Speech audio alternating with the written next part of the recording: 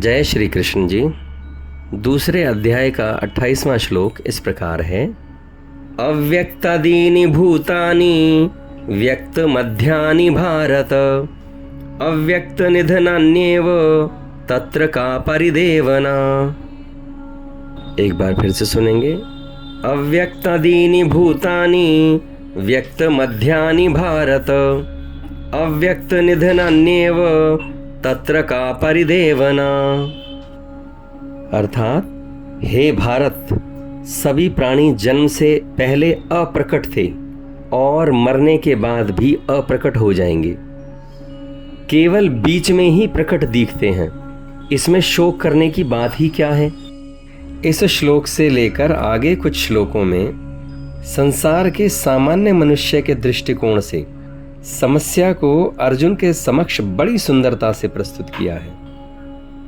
जो हम देखते हैं आज का व्यक्त, वह पूर्व कल का अव्यक्त था।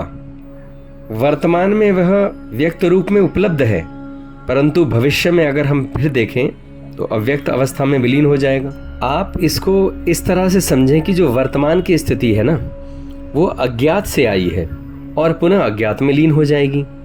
तो इसमें दुख का तो कोई कारण रह ही नहीं जाता।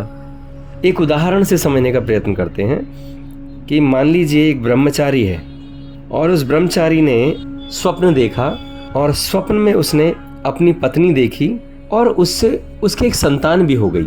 लेकिन जब वह सपने से जागता है तो ना पत्नी है, ना उससे उत्पन्न हुआ संतान है। तो क्या इसके कारण उसे दुख होना चाहिए? दुख का कोई कारण रह ही नहीं जाता ना, शोक का कोई कारण रह ही नहीं जाता, क्योंकि ना तो उसका कभी विवाह हुआ और ना ही उससे कभी उसको शिशु का जन्म हुआ।